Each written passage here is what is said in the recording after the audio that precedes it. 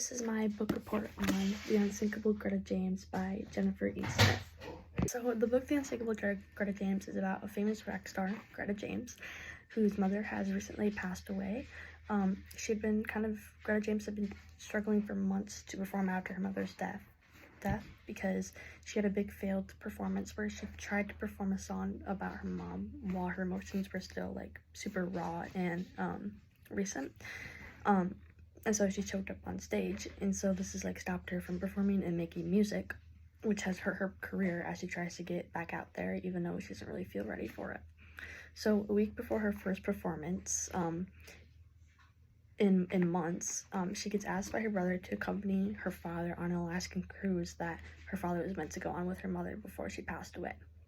So Greta and her father have a very rough relationship, and they fought often in the past due to Greta pursuing her music career, since her father believes that it's not a very stable lifestyle and doesn't really want to see her fail. But Greta reluctantly go on the trip, even though they have like kind of all this beef with each other and stuff like that. So the book reveals the struggles that Greta has with her mother's passing, and her relationship with her father and her music career as she travels through the water on Alaska on this big cruise ship. And by the end of the book, Greta realizes who she is and who she wants to be while lost at sea, metaphorically and literally. She gets back out on stage and continues to pursue her music career while also fixing her relationship with her father. Overall, this book shows how it is possible to overcome the obstacles that people face in life. So the next question is, what do I like about the book? So what I really like about the book is the really good imagery that it has. Jennifer Smith does a really good job explaining the views of Alaska, like on page 219. It starts here. The other two canoes are still far away, specks of orange on the water. So the group begins the hike in a small cluster, moving slowly across the hard-packed sand and scattered stones. The glacier is starting to feel like a mirage, like no matter how far they sail or row or walk, they'll never actually reach it. But after a few minutes, it looks less blocky and more intricate, like some sort of confection, delicate as a meringue. So this is really good imagery of what the glacier would look like, and it's just like kind of like comparing it to like a meringue, which is like a thing of dessert, like is very good because that is like a lot of a mental image that a lot of people would have compared to a lot of people like knowing off the top of their head what a glacier looks like. So she does a really good job like explaining it here. And then on the same page, she also describes like Conrad, Greta's dad, and like his emotions. So on the same page, further down, Conrad is nearly there, his shadow tiny against the sheer bulk of it. Everyone else peels off, following Bear over the opposite end of the glacier's broad face, where a small cave has formed in the ice. But Greta keeps walking straight ahead, her eyes on Conrad, who has stopped to take it in. His life jacket is still buckled tight, like he might have to hurry back to the canoe at any moment, and his hands are on his hips, as he looks somehow both irretrievably lost and entirely at home. So this kind of just like gives like a really good imagery of what her dad looks like, kind of standing at this glacier, as he's probably taking it in as he's supposed to be on this trip with his wife, but she has recently passed. So it's just very good imagery for the reader and for me, and it just kind of makes the book more alive in a way, and it makes it a lot more engaging for me to read because I have a better idea of what everything like kind of looks like and what everything is supposed to be like. So the next question is, what are your two favorite passages? So one of them is on page 196. Real life, she thinks, the words pounding through her head as she burrows back under the covers. Her father believes her whole adulthood has been an exercise in avoiding it, dodging anything too permanent, running from whatever might ground her. But what she's tried to do is the exact opposite. She's tried to live a dream. Maybe it's possible for those things to coexist. Maybe you can bend your life into some combination of the two, or maybe you can't. Maybe you have to trade one for the other at some point along the way. Maybe it's not that different from growing up. So what I like this passage is I find it kind of relatable in a way. So at my age, I have a lot of dreams like what I want to be when I'm older and like how I want my life to look. However, living a lot of those dreams like aren't very realistic. And so like Greta is one of the people who's living out their dreams of like playing music and like performing and like being like super famous rock star.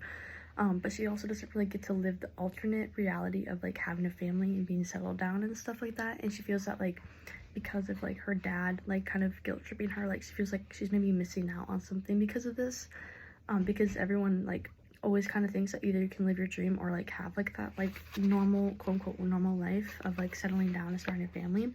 But Greta kind of challenges his perspective in this passage, which is like why I like it. I can't see why someone like can't really have both in a way. And like, even though like I know it would probably take a lot of work to have both, a lot of balancing, I feel like if it's worth living your dream, then like why not do it? And so I feel like Greta like really like challenges that like status quo in this passage with that. So the next passage that I like is on page 235. There are no apologies big enough. She's thought about that conversation constantly over the last few months. It's a small blinking light in her chest that never seems to dim, but she's only now realizing how much her dad has been an afterthought. There's the guilt that her mom needed her and she wasn't there, the heaviest sin of all. And then just behind that, a razor-sharp grief that she didn't get a chance to say goodbye. But for the first time, Greta can see that she's been feeling sorry for her mom and sorry for herself. And at the end of all of that, there simply hasn't been anything left over for her dad. So I really like this passage because I think it's like kind of a bit emotional for anyone who's kind of gone through a loss and understanding how Greta feels in this way. It also shows like her realization of like probably like what her dad's going through. And so like, and how like even though like she's like also hurting from the loss of her mom, like her dad is too. Like he lost his wife and like the love of his wife. And I think it's kind of a big turning point in the book because up until this point, like we see the tension between her and her dad, and like we know like Greta's side of it, but like we don't really know her dad's. And so like this kind of like maybe gives us a little like look into like what her dad is maybe going through and like the tensions with that. So it kind of like helps understand his side in a way, and also has really good imagery as it kind of talks about her memory being a small blinking light in her chest that never seems to dim. It's very good imagery and it's very good visual for like how she's feeling in this moment. So the last question is, what did the book teach you? So this book taught me that even though we all face hard trials and loss, we can all come back on the other side and kind of overcome it. It is shown throughout the book, as in the, like kind of the first like beginning pages of the book, like on page 37, as it reads, "She knows this is the way back, the psalm. It's her chance at redemption, but already it feels like a relic. Some she wrote in a different lifetime, when her mom was still alive and Greta was still full of confidence." And just seeing how we like kind of see that like Greta isn't the same like artist or performer that she was before her mom died, and how she's been like having a really hard time to continue her career. So then at the end of the book, on page 372, she says, "This time, Greta doesn't hesitate, not even a second. She just smiles and starts to play the guitar." And so this kind of like shows how like she's gained that confidence back to perform again. And like even though she's still sad about her mom, like she has learned like how to like continue to live on without her, and kind of like get her life back together and get back that confidence that she needs. And I just think it's a great lesson that we can always bounce back, even though it's hard to like lose people dear to us, that like grief doesn't last forever and that we always overcome it in some way. So that was my book report on the Unsinkable Greta James.